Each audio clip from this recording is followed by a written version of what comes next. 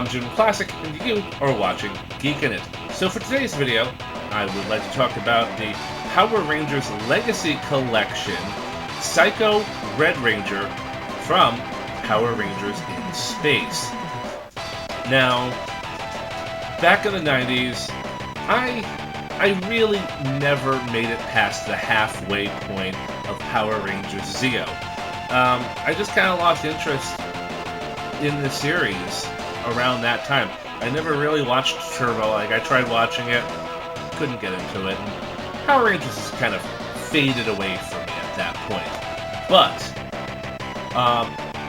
Psycho Ranger Red here really goes back to an earlier complaint that I had about the Power Ranger Legacy series a few videos back. Where are the bad guys? I'm walking around my local Walmart, I see this guy, sold.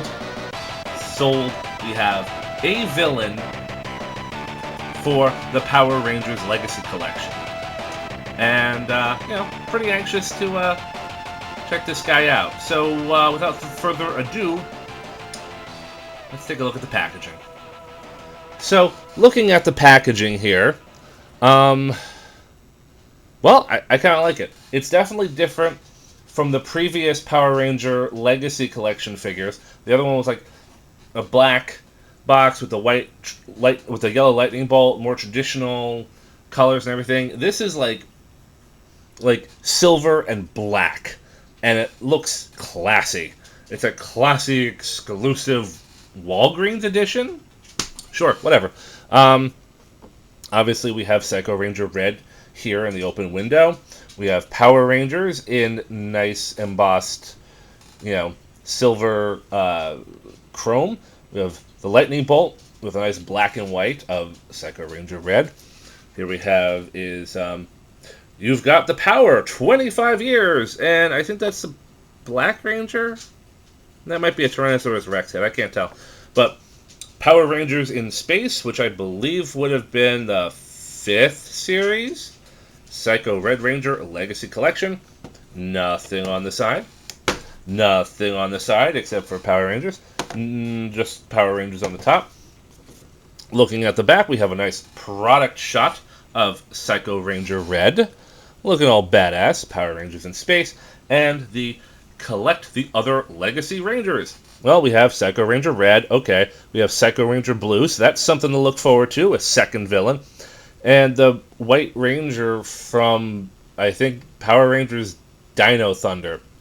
Again, a little bit past my time. Probably not going to bother with him. Though he does look pretty cool. But probably going to pass. Anyway, that's enough about the box. Let's open this guy up and see what he is all about. Taking Psycho Ranger Red out of the box, we see he's pretty damn cool. Engineering-wise, Psycho Ranger Red is really no different than any of the other Legacy Power Rangers. However, it's the sculpting where we see all of the major differences. This guy looks like Batman Beyond and a pirate did the fusion dance, and it just effing works for this guy. Starting from the helmet, we see a red, black, and silver bat-like look to it. Even the mouth plate has what looks like jagged teeth. It's really quite a fierce design, and strongly indicating that this Power Ranger is not a champion of justice. Moving down, we see a prominent white flared-out collar and black bodysuit with red and white armor throughout the body. I'm loving the red chest plate. Maybe it's because I recently purchased the Super 7 She-Ra figure, which we will get to eventually.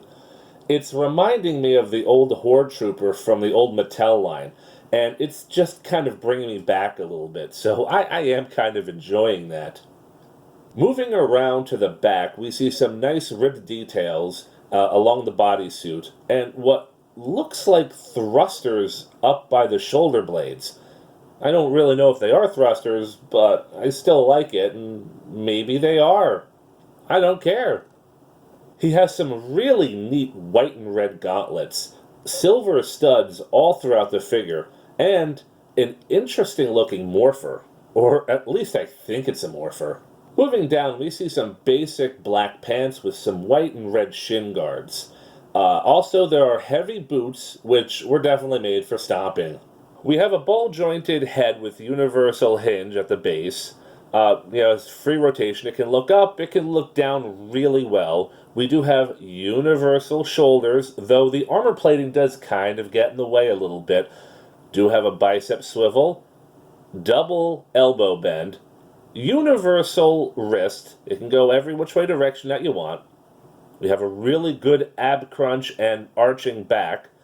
Waist swivel, but it does not do 160 degrees. It just does about 70 degrees each way. Ball jointed hips.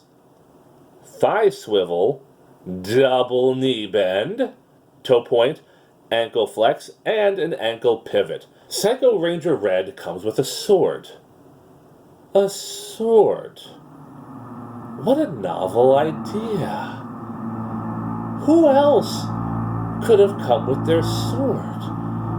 Where else have I said that? Who do we know who could really use a sword? Screw you! But really, it's kind of annoying that Psycho Ranger Red comes with a sword, while the original 5 Rangers all come with their dinky little blasters that aren't even in the blaster configuration, and yet they don't come with their melee weapons.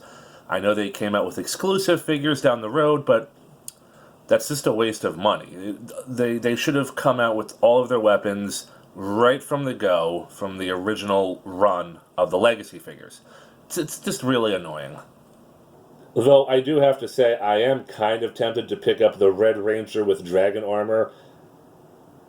At least he'll come with a sword and the Green Ranger's accessories. I'm tempted, and I might.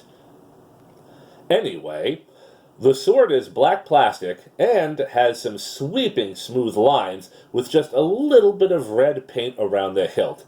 It's simple, but deadly. There are no Megazord parts. What you see is pretty much what you get, and what you get is a pretty kick-ass looking villain. Finally! Now, let's move on to comparisons. Since I am not taking out all of my Legacy Power Rangers, we're just going to keep this simple. We'll start off here with the Red Ranger. And maybe it's because he's a little hunched over, but I think Red Ranger might be just a little bit taller than Psycho Ranger Red. Just a little bit. Yeah, I think he is a little bit taller. We have Legacy Green Ranger. Alright. Oh, don't get drunk on me, Green Ranger. You're gonna get drunk on me. Okay. Legacy Green Ranger. Again, maybe a little bit taller. I think the ab crunch. There we go. That's a little bit better. So yeah, they're roughly about the same height.